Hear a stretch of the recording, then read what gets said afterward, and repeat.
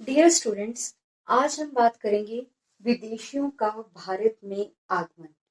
विदेशियों का हमारे भारत में क्यों आगमन हुआ? जिस समय औद्योगिक क्रांति हुई यूरोप में, पहले वस्त्र हाथों से बनाए जाते थे तो टाइम लगता था कपड़ों को तैयार करने में। जैसे ही मशीनें बनाई गई नई नई, तो कपड़ों को ज्यादा जल्दी से ज्यादा मात्रा में ज्यादा तादाद में उत्पादन होने लगा कपड़ों का। अब यूरोपीय लोगों के जो उद्योगपति थे उनके पास एक दिक्कत आई कि एक तो नंबर वन की औद्योगिक क्रांति आने से कच्चे माल की आवश्यकता अनुभव हुई, ज्यादा से ज्यादा कच्चा माल होना चाहिए।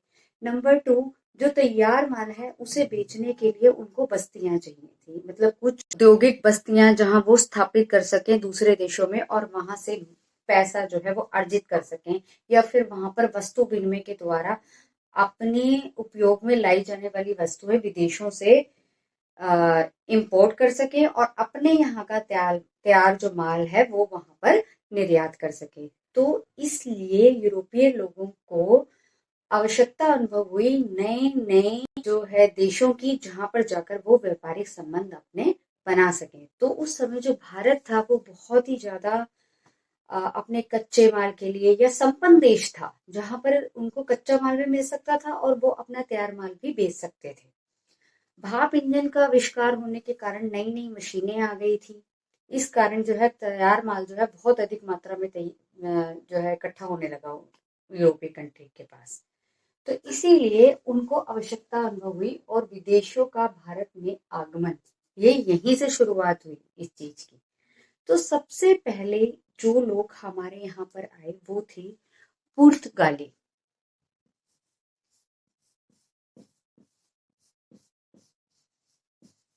पुर्तगाली, ठीक। सबसे पहले भारत के समुद्री इलाकों पर अरब, जो हमारे अरब देश थे, क्योंकि वो हमारे नजदीक लगते हैं, आपको पता ही है अरबों के आक्रमण होते ही रहते थे इंडिया पर। तो जो अरब देश था वो हमारे जो है क्या समुद्री व्यापार पर अरब देशों का अधिकार था। जो भारत के साथ जो समुद्री व्यापार था समुद्र के थ्रू, उस पर अरब देशों का अधिकार था। सबसे पहले जो 1498 में 1498 में वास्को डिगामा ने सबसे पहले भारत की खोज की। भारत की खोज करने का ये असर हुआ पुर्तगालियों को कि उनको एक जो या फिर एक जगह मिल गई, एक बंदरगाह मिल गई, जहां पर वो आकर अपना सामान बेच सकते थे, तैयार माल भी लेके जा सकते थे। लेकिन उनके बीच के रास्ते में आए अरब देश के लोग। तो उन्होंने जो समुद्री सेना थी वो बहुत ही ज्यादा एडवांस थी, उनके पास बहुत ही अच्छे नौसेना के जो हथियार रहते वो सब कुछ था। पुर्तगालियों का सबसे पहला युद्ध जो था वो अरब लोगों के साथ हुआ। उनको हराने के बाद ही उनकी भारत में एंट्री हुई। अरब देश के जो नौसेना है उसको बुरी तरह हराने के बाद इन्होंने उनके जहाजों को लूटा। वहां से जो है सोना चांदी जो भी उनके पास होता था वो सब कुछ लूटा, उनके जहाजों को भी लूट लिया।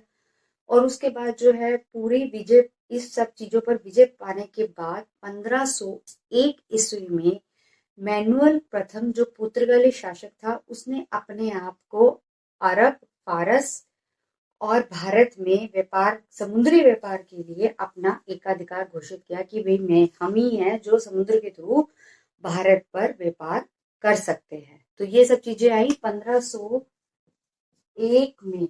मैनुअल प्रथम ने सबसे पहले घोषित किया कि अब अरबों का हमारे को कोई भी डर नहीं है, क्योंकि उन्होंने अरब सेना जो नौसेना थी उसको हराकर भारत में अपना व्यापार शुरू कर दिया।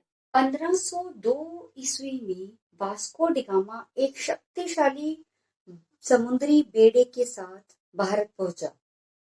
और यहाँ आकर जब वो भारत में कालीकट पहुंचा, और उस समय कालीकट में जमोरिन का शासन था। जमोरिन जो था कालीकट का जो राजा था उसका शासक था। जमोरिन जो कालीकट का शासक था उसकी जो है वो कोची के शासक से नहीं बनती थी। तो इस दुश्मनी का पुर्तगालियों ने पूरा फायदा उठाया। उन्होंने सबसे पहले मालाबार क्षेत्र में अपना एक किला बनाया।